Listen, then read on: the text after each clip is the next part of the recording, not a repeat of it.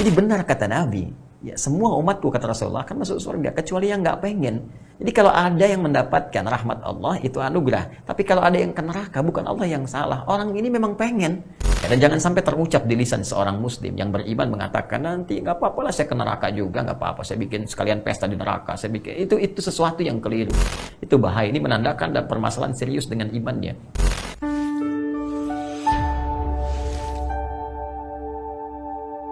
وَمَنْ أَظْلَمُ مِمَّنْ مَنَعَ مَسَاجِدَ اللَّهِ يُذْكَرَ فِيهَا اسْمُهُ وَسَعَى فِي خَرَابِهَا. Siapa orang paling zalim di antaranya yang mencegah orang-orang untuk berzikir di masjid-masjid Allah Subhanahu wa taala? Ada sifat zalimnya.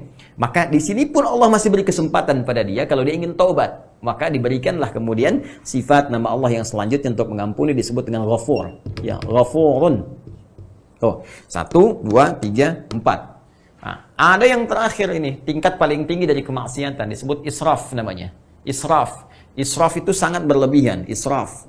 Ya, israf berlebihan. Ini sudah melewati batas lah, yang kalau kita kesankan kalau nggak bermaksiat, ya, kayaknya gatal. Kalau orang lain kerjakan maksiat yang dia belum pernah, kayaknya tersaingi, pengen banget gitu ya. Nggak ada orang lain yang boleh melampaui dia. Itu israf namanya. Nah, dalam konteks ini pun Allah masih berkenan mengampuni kalau dia bertaubat. Allah turunkan sifatnya yang kelima, Rahim namanya. Ini yang paling tinggi.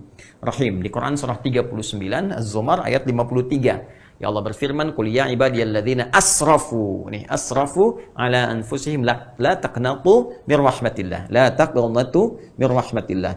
Hei, hamba-hambaku, katakan Muhammad SAW pada hamba-hambaku yang bahkan pernah berbuat israf dalam hidupnya. Dia pernah mencuri, berzina juga, merampok juga. Tibalah ada sentuhan pada jiwanya. Apa aku akan hina dalam hidup? Aku dilahirkan mulia, bersih. Apakah wafat dalam keadaan kotor? Aku ingin bertobat, ya Allah, tunjukkan bagaimana caranya. Lalu ada getaran di jiwanya, ada panggilan datang ke masjid, dia sujud, minta ampun, ya Allah, ampun. Maka dengan rahmat Allah diampuni dosanya. Dalam sujud itu kemudian dia wafat misalnya, maka wafat dalam keadaan husnul khatimah, bertaubat kepada Allah Subhanahu wa taala. Nah, ini. Jadi maksud saya begini, di tingkat kesalahan terkecil ada sifat Allah mengampuni. Naik jadi berat ada Ghafir. Naik lagi ada Ghaffar. Banyak ada Ghafur. Bahkan berlebihan pun Allah masih beri kesempatan sepanjang nyawa belum sampai tenggorokan. Jadi kalau dengan semua kesempatan ini masih belum mau taubat juga, dengan cara apa lagi Allah mesti mengampuni?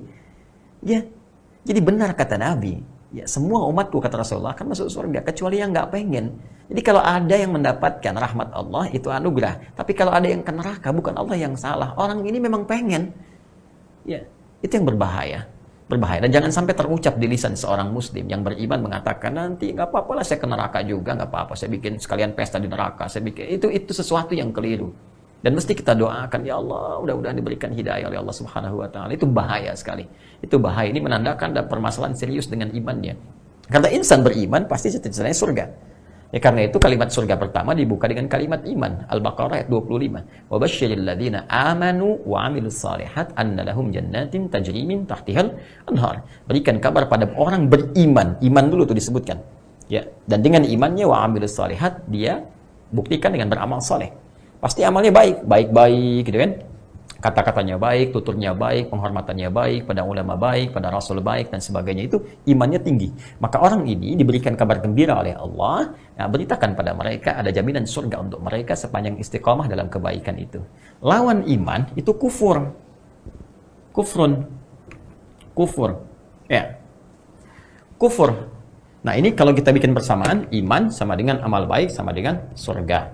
Ini kufur lawan dari iman. Ya, orang yang kufur tandanya itu seringkali berbuat salah. Jadi kalau ini baik soleh, ini salah. Jadi kalau berkata-kata salah, gitu kan? Kalau bertingkah salah, berperilaku salah, nah, lisannya seringkali menunjukkan hal yang kontroversial dan disepakati bahwa itu tidak baik. Nah, maka ini tanda. Jadi kalau ini muncul, teman-teman sekalian, di sini soleh, di sini salah, di sini iman, di sini kufur. Sedangkan kufur itu mengantarkan kepada neraka. Ya, makanya di Quran surah keempat An-Nisa ayat 56 itu orang yang masuk neraka yang paling ringan tapi paling dahsyat siksaannya saja itu kalimat kufur yang digunakan. Ya, kalimat kufur yang digunakan.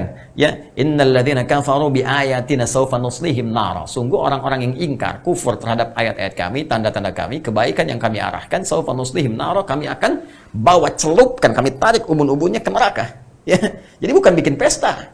Nggak ada pesta di neraka. Yang ada itu adalah siksaan yang paling dalam. Itu ditarik ubun-ubunnya, dicelupkan kayak bikin teh celup.